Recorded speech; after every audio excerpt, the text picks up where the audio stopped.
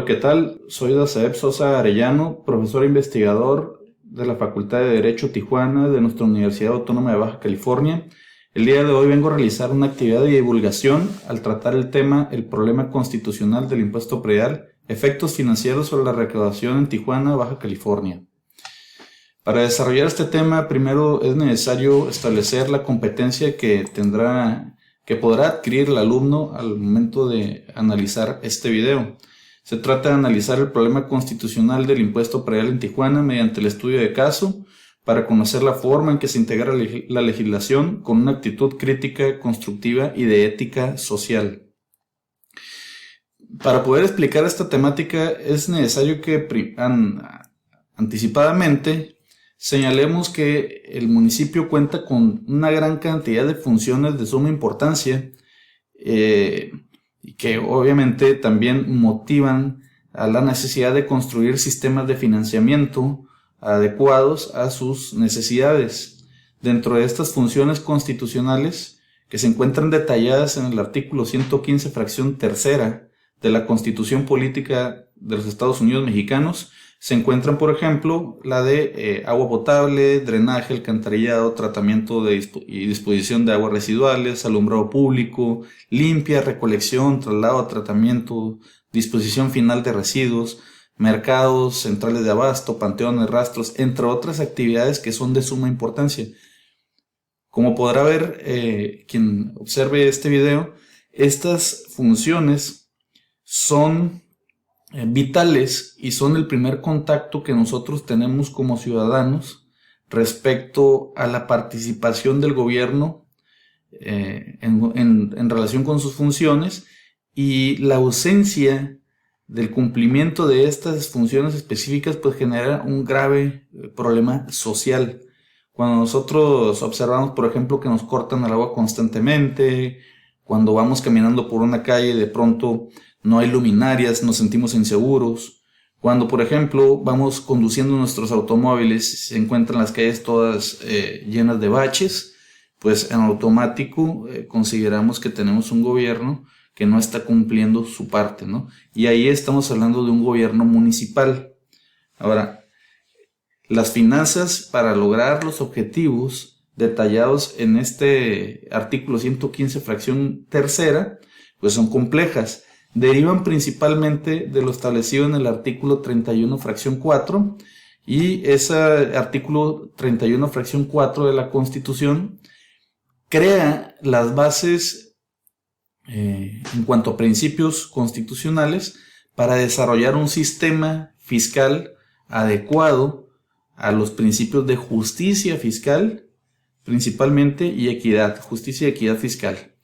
Para que estos principios sean válidos, fueron señalados en esta Constitución estos 4 principios que aquí pueden ustedes observar, que es el principio de destino del gasto público, para que solamente contribuyamos a las necesidades específicas detalladas en las leyes de ingreso y en las leyes de egreso, en los presupuestos de egreso de cada municipio, de la federación o de los estados, y no sean simplemente caprichos de la autoridad las designaciones presupuestales.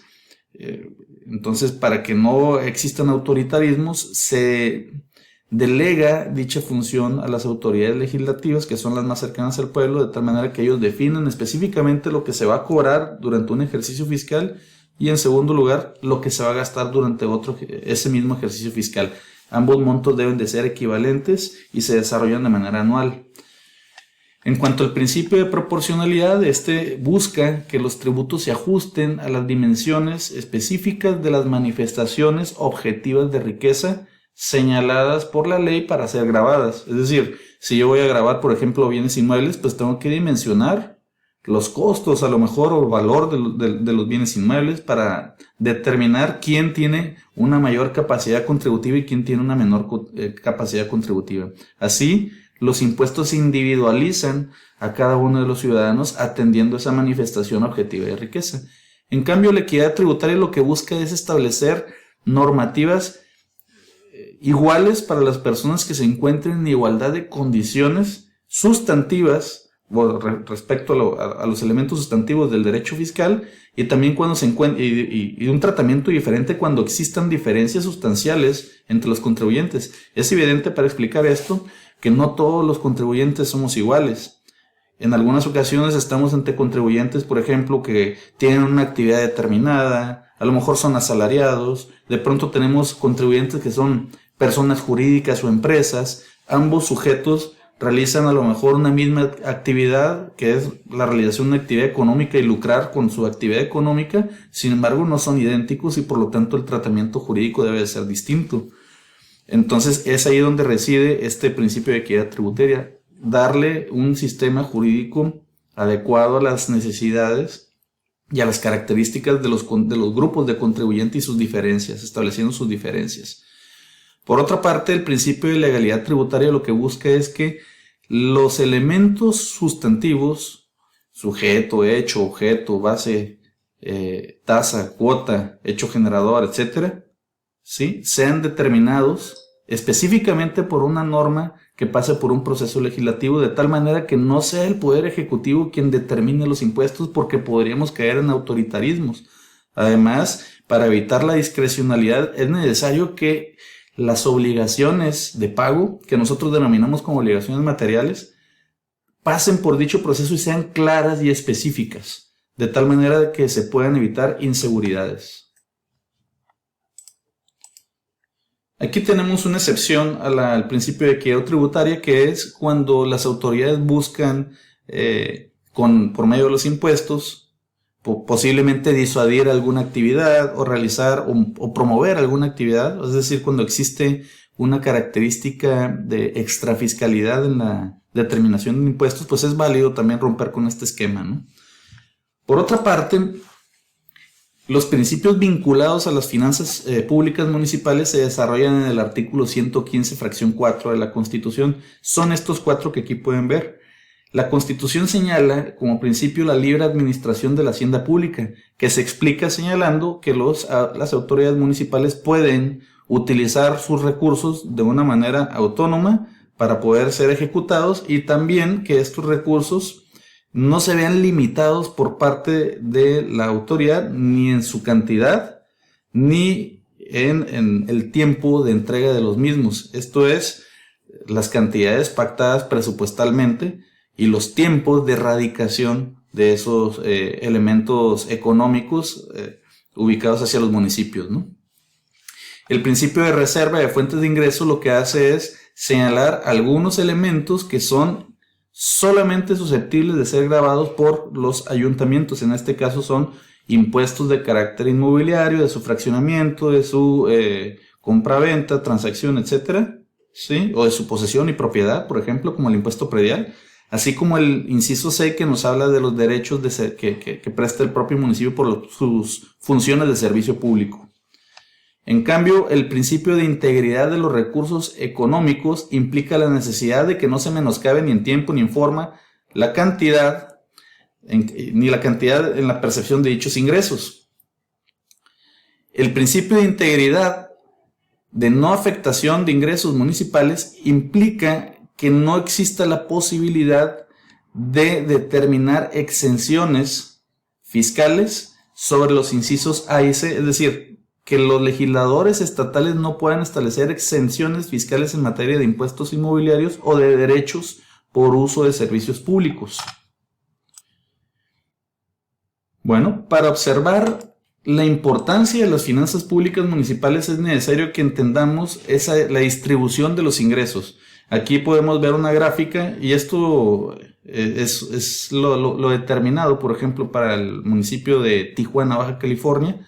Podemos ver una gráfica en donde el 63% de los ingresos del municipio de Tijuana se trata de ingresos federales y estatales por medio de aportaciones y participaciones. El 33% son impuestos, derechos y aportaciones a mejoras de carácter municipal, y el 4% se trata de ingresos no fiscales, como aprovechamientos, productos, deuda pública, etc. Aquí los ingresos federalizados son los que se integran mayoritariamente y provienen de las participaciones y aportaciones derivadas de la aplicación de las leyes de coordinación fiscal. En particular, dos fondos muy importantes son el Fondo General de Participaciones y el Fondo de Fomento Municipal. Es decir, las normativas de la ley de coordinación fiscal es una norma muy importante que se explica dentro de este diálogo que estamos teniendo porque utiliza elementos para hacer el cálculo de ese reparto de los dineros federales hacia los municipios. Es decir, cuando la federación recauda sus propios impuestos, reparte una proporción específica detallada en la ley de coordinación hacia los municipios de esa recaudación federal. Es el acuerdo que se tiene para realizar esa distribución sobre los distintos estados y los distintos municipios de la propia república. Se toman indicadores que permitan, por medio de fórmulas, generar una distribución adecuada. Entre esos indicadores se toma en cuenta la recaudación efectiva de predial y el crecimiento sostenido en la recaudación de predial, así como también de agua potable. De ahí que sea muy importante esta recaudación de predial. Ahora, el problema con el impuesto predial es que los municipios no tienen órganos legislativos y la integración de este impuesto, como es un impuesto, tiene que pasar por ley, pues es creada por el poder legislativo estatal. Es decir, sus elementos sustantivos como los sujetos, el objeto, el hecho imponible, las tasas proporcionales y las bases gravables, por ejemplo, son determinadas por el poder legislativo estatal, es decir, el Congreso del Estado de Baja California en específico. Ahora bien, eso es bajo propuesta del ayuntamiento, es decir, el ayuntamiento envía una propuesta y es el poder legislativo quien decide si la toma en cuenta, si la modifica o si la acepta tal cual se la enviaron, ¿no? Siempre justificadamente.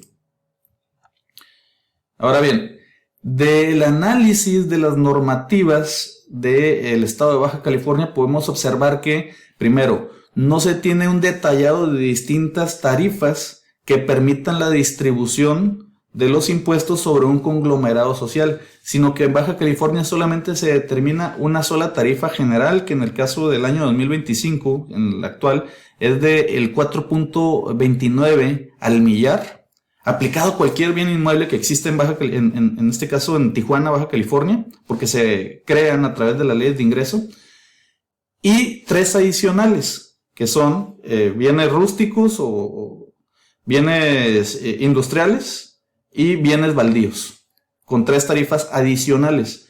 Esto primero genera la falta de progresividad porque al no existir tarifas que vayan creciendo a como van creciendo también los costos de los propios bienes, pues implica que no se está renunciando a la posibilidad de distribuir la carga fiscal sobre un conglomerado social.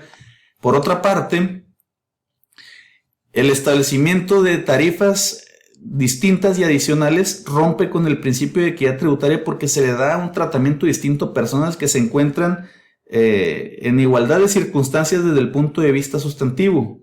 Y por último, el hecho de que las bases gravables se utilicen para su sistema de evaluación instrumentos normativos que no pasan por un proceso legislativo viola el principio de legalidad tributaria. Entonces, desde un punto de vista técnico, se viola el principio de proporcionalidad tributaria, se viola el principio de legalidad tributaria y se viola el principio de equidad tributaria en el desarrollo de las tablas catastrales del municipio de Tijuana. Aquí lo podemos observar, cómo es que este tipo de normas van minando esta dinámica y observen, por ejemplo, que la falta de proporcionalidad tributaria se observa cuando se determina una tarifa de 4.29 al millar y el principio de equidad tributaria se viola cuando se determinan adicionales para predios urbanos destinados a la industria, para predios urbanos no edificados, como elementos que, bueno, no deberían de gravar adicionalmente a situaciones que se encuentran en igualdad de circunstancias. Bueno, continuando con esta explicación, es posible observar con el diseño de esta tarifa que en este caso el Congreso del Estado ha renunciado a la posibilidad de elaborar un tabulador que permita generar una distribución a través de distintas cargas fiscales y que permita generar una distribución del costo económico del impuesto. Voy a ejemplificar con una tabla del municipio de Querétaro para que puedan apreciar a qué nos referimos con el tema de la distribución de la carga fiscal. Por ejemplo, en Querétaro de Arteaga se tiene en cuenta que las bases gravables se van a distribuir a través de 25 distintos rangos, y de esos 25 distintos rangos podemos observar que estamos hablando de valores de bienes inmuebles, de valores catastrales de bienes inmuebles. Si un bien inmueble, por ejemplo, costara aproximadamente 500,000 pesos, pues ese bien inmueble se ubicaría dentro del rango 7 y en consecuencia tendría una cuota fija de 1,306 pesos con 19 centavos y una tarifa variable de 0.0037730. Es decir, 0.37, casi 38 al millar, ¿no? Entonces, mejor dicho, de 3.7 o casi 3.8 al millar aproximadamente, sobre el excedente del límite inferior. Esto es una tarifa marginal. Entonces, si ustedes se dan cuenta, cada uno de estos rangos está pensado para representar un grupo de contribuyentes. Algunos contribuyentes que tienen bienes inmuebles de poco valor y algunos contribuyentes que tienen bienes inmuebles de mucho valor, como por ejemplo bienes inmuebles que superan los 686 millones de pesos, a los cuales ya no les cobrarías 1,300 pesos, sino que les vas a cobrar 3.4 millones de pesos, y no una tarifa de 3.7, sino una tarifa de 6 al millar. Entonces, esa oportunidad de desarrollar un sistema tabular que interprete la realidad, que construya un sistema fiscal basado en esa distribución, pues es importante, porque incluso aquí se podría establecer un criterio que, por ejemplo, tome en cuenta el IDH, Índice de Desarrollo Humano de las personas, tome en cuenta el índice Gini, ¿sí?, que mide la desigualdad entre las personas, la desigualdad económica para ser preciso, o un índice SWIFT para medir la progresividad de este diseño tabular. Por otra parte, no existe falta de proporcionalidad en el cálculo de la base gravable, ¿sí? Esto tomando en cuenta que muchos de los elementos que se utilizan para el cálculo de los valores de suelo no se encuentran definidos objetivamente o no se encuentran vinculados con el objeto del gravamen. Es decir, el objeto del gravamen son los bienes inmuebles. Pero ¿qué pasa cuando definimos, por ejemplo, el costo de suelo? Según la propia ley de catastro municipal del estado de Baja California, utilizamos índices socioeconómicos de los habitantes para calcular ese valor de suelo, lo cual es un elemento ajeno al objeto seleccionado por el gravamen, generando una distorsión y una incongruencia entre el objeto especificado para ser gravado y los elementos utilizados para calcular el valor de dicho objeto. Este índice socioeconómico no tiene nada que ver con el objeto, ¿sí? Por otra parte, hay una falta de legalidad en el cálculo de esta base gravable, porque para definir los estados de conservación se utilizan elementos que no llegan a la categoría de ley, sino que ni siquiera llegan a la categoría de reglamento. Se trata de instrumentos de evaluación emanados de autoridades que ni siquiera son el Poder Ejecutivo, aun cuando ni siquiera el Poder Ejecutivo los podría desarrollar. Se trata de instrumentos emanados de catastro, de la oficina de catastro municipal o estatal. Bien, por lo tanto se viola el principio de legalidad tributaria. Por otra parte, se establecen estas tarifas inequitativas al momento de determinar montos específicos y adicionales a la tarifa general, que era de 4.29, como por ejemplo a los predios urbanos destinados a uso industrial se les agrega un 4.10, a los predios no edificados se les agrega un 3.7 y a los predios urbanos se les agrega un 3.7. Es decir, se establecen tratamientos jurídicos, sobre todo de pago, o sea, sobre todo obligaciones materiales, a aquellas personas que, independientemente de que sean análogos, casi idénticos, de hecho idénticos respecto a los objetos y respecto al hecho generador que precisa dicho objeto, que es tener la propiedad de un bien, ellos no son distintos, pero aún así la propia normativa les da un tratamiento jurídico diferenciado, injustificado, porque al final de cuentas no existe ningún elemento que determine que se persigue un objetivo constitucionalmente válido con la determinación de una metodología de discriminación al momento de establecer este articulado.